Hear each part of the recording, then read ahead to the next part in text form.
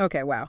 Um, you really weren't kidding about wanting like the full deep dive on this chapter. Excerpts and discussion questions. You even sent like a whole other podcast. You really went all in on this. It's great. I have to admit, seeing the chapter through a fifth grader's eyes with those questions, it's pretty brilliant, honestly. Yeah, it really highlights, how a single text can spark so many different interpretations, which is what's so fun about literature. Right. And I get the feeling that you want to kind of get like all the angles of this whole danger thing Yeah. without having to go back and reread the whole thing, right? Right. Which honestly, same. So let's like break it down, right? This pivotal moment in Manjiro's journey. Chapter 10, Heart of a Samurai. We find him shipwrecked, totally stranded, facing this like life-altering decision. Does he stay in familiar territory or does he take a chance on America? And it's not just like an abstract dilemma. Yeah. The reactions of those around him, especially his friend Goemon, make this choice even more loaded. Oh, Goemon, he does not hold back, does he? Calling the Americans barbarians, that's a pretty clear sign that he is team stay put. Yeah, and he builds like a really compelling case, at least from his perspective. Like the excerpts you shared show him just like picking apart everything from the Americans' food and hygiene to like even their treatment of women. But the real sticking point, whaling. It's clear that Goemon finds that practice abhorrent. And to be fair, it was a pretty brutal industry at the time. But then we have Manjiro, who sees kindness, generosity from these whalers, particularly Captain Whitfield.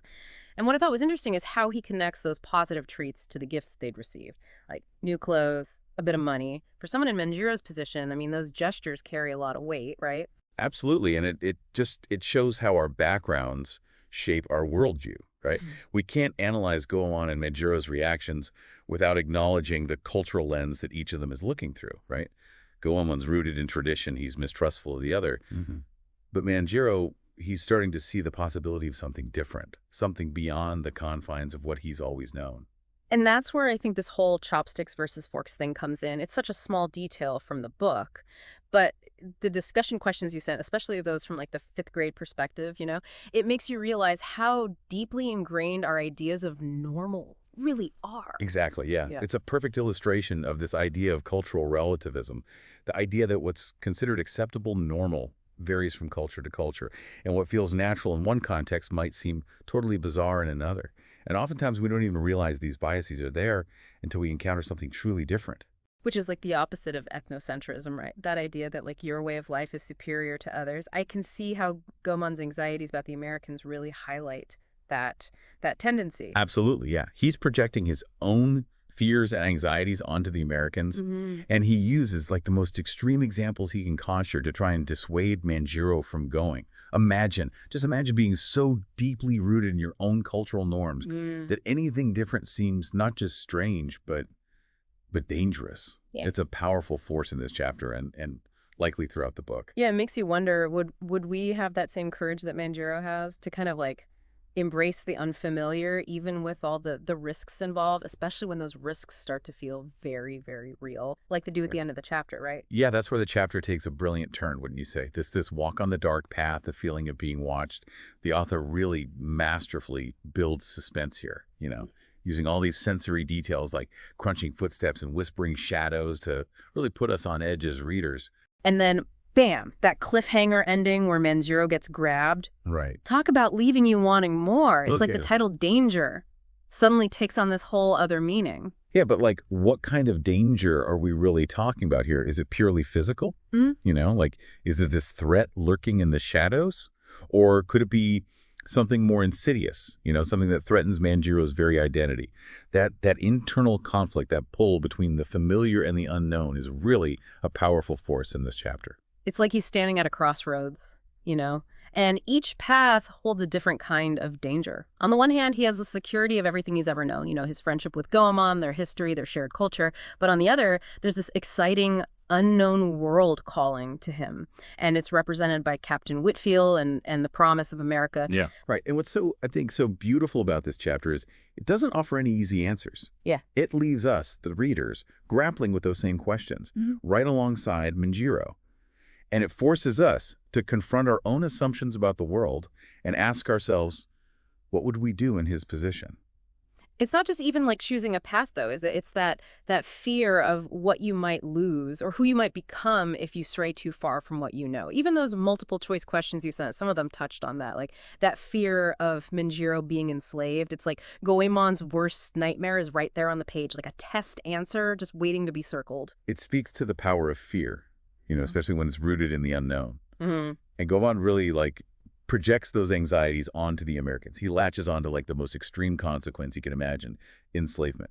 And I mean, let's be real, given the historical context, it's not like his fears are totally unfounded, are they? Even if they're a little dramatic. It adds another layer to the tension, right? Oh, absolutely. Yeah, I mean, we have to remember the historical reality of the time period. Yeah. And it's easy to kind of judge from our modern perspective, but back then, that fear of the unknown, that fear of other cultures, it was often intertwined with very real dangers. So we see why Goemon is so afraid, even if us as like the readers and maybe even Manjiro don't totally buy into it. It's this clash between like ingrained fear and that burgeoning curiosity that I think makes this chapter so compelling. You hit the nail on the head. Yeah, it's this internal conflict within Manjiro, right? Yeah. It's palpable. He's caught between these two worlds. The security of his past with Goemon and this allure of the future that's represented by Captain Whitfield. It's like this microcosm of the larger themes of tradition versus progress, fear versus curiosity that the book grapples with. It's really fascinating how one chapter can hold so much. The podcast that you shared, they actually call this a real turning point in the story, a moment where everything changes for Manjiro. Would you say that's accurate? Absolutely, yeah. Yeah, this chapter is pivotal for Manjiro's character development Hmm. because he's forced to confront his own, evolving beliefs, his growing fascination with America, and ultimately, who he wants to become. It's like he's standing on the edge of a diving board, and this chapter is that push that sends him into the unknown, right? And that's where this whole idea of danger takes on a new meaning, don't you think? It's not just about the physical threat at the end of the chapter. It's this potential danger of Manjiro losing himself, his cultural identity in the pursuit of something new. That's a really good observation. And the Wow. podcast mentioned that danger can appear when you least expect it. Yeah. And you're right, it might be that the greatest danger that Manjiro faces isn't some shadowy figure on a path, but the potential erosion of his sense of self as he ventures further into this new world. Ooh, that sends chills down my spine, honestly. It's like that physical danger is almost secondary to this internal struggle he's having, which makes me wonder, what does happen next? My deep dive spidey senses are tingling. Any theories based on what you shared? Well, it's certainly a cliffhanger that's designed to keep you hooked. And while your sources don't reveal the attacker's identity, they do offer some interesting clues. Remember those warnings from Goemon about the Oni, those evil demons? And it's easy to kind of dismiss them as, as superstition, but it plants a seed of doubt in the back of your mind, especially, when you pair it with this attack. Oh, yeah. And what about that detail about the smell? Exactly, yeah. The text says that the shadows stink like wailing men. And so that detail suggests that the attackers are likely human, but their connection to whaling raises even more questions, like are they fellow sailors from the John Howland, or maybe rivals with a grudge? It's interesting how those fifth grade questions you shared didn't really dwell on the smell. It's almost like as kids, we're so fixated on the monsters under the bed. But as we get older, we realize that sometimes the scariest monsters are other humans. That is both insightful and terrifying at the same time. Right. And it makes you realize that Manjiro is facing this double whammy of fear, the imagined dangers of this foreign culture, right? And then this very real threat of these unknown assailants. Exactly. Yeah, it's like Yeah. the author has woven together these different threads of danger, You have this physical threat, the cultural clash, this underlying tension of Manjiro's own internal conflict, and they all just culminate in this heart-stopping cliffhanger, just leaving us desperate to know what happens next. It's such brilliant storytelling, really, to pack so much into one single chapter. The action, the symbolism, the emotional weight of Manjiro's choices. It really does make you want to slow down and analyze every single word. And that's what makes these deep dives so rewarding, right? Because we bring together these different perspectives, the excerpts, the discussion questions, even the podcast analysis. And you gain this much richer understanding of the chapter than you would from just reading it on your own. It's like you're peeling back the layers of an onion, revealing all these like hidden depths and complexities you might have missed otherwise. Oh, I love that analogy. That's so true. I feel like I'm seeing this chapter with fresh eyes now. Speaking of that, what stood out to you most from all this? Was there anything that surprised you or any like connections you made that you hadn't thought of before? I think what really struck me was the author's use of such a simple object, the fork, right, to symbolize this massive cultural divide. It's such a small detail, but it really does speak volumes about how our upbringing shapes our perception of the world. It's like when you see how people from different cultures have these different concepts of like personal space, right? What feels normal and respectful in one culture might feel really intrusive or even offensive in another. Oh, it's so true. And it makes you realize that even the smallest details, like they can reveal these profound differences in how we see the world. It makes me wonder, like, what are some of the forks in our own lives? Yeah. The things we take for granted that might seem totally alien to someone from a different background. Such a good question. And it's definitely one worth pondering as we continue to explore the world through Manjiro's eyes. Speaking of which, I'm really eager to see how this encounter at the end of the chapter unfolds. Like, will this experience will push Manjiro further towards the Americans, seeking their protection? Or will it reinforce Goemon's warnings about the dangers of this outside world? Ooh, that's a good point. Like this cliffhanger throws his internal conflict into even sharper relief. And will we ever even find out what these wailing men want with him? It's like the whole chapter ends on this giant question mark, and you just have to know what happens next. And isn't that the mark of truly great storytelling? To leave us wanting more, right? To keep turning those pages, eager to unravel the mysteries that lie ahead. Totally. But for now, we're left with this delicious tension, this sense of anticipation for what's to come. It's like the author has set the stage for something really remarkable. I know, right? It's like, ugh, how can they do this to us? But even with all of like the unanswered questions, I feel like we still really uncovered a lot. Yeah. About the story and about Manjiro. Yeah, we have. And that's the beauty of a deep dive like this. It's not about neatly tying everything up with a bow, right? Yeah.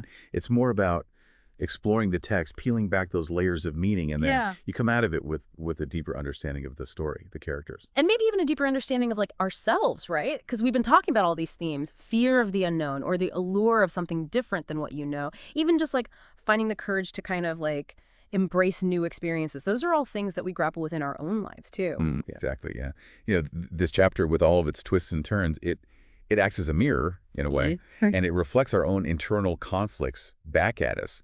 It challenges us to examine, our own biases, our fears, and ask ourselves, like, how would we navigate those same choppy waters, right? It's kind of amazing how one single chapter can do that. I feel like we've only like scratched the surface a little bit. Oh, totally. And that's what's so wonderful about literature, right? See, it's a springboard for like endless exploration. Every single reader brings their own experiences, their own perspectives to the text.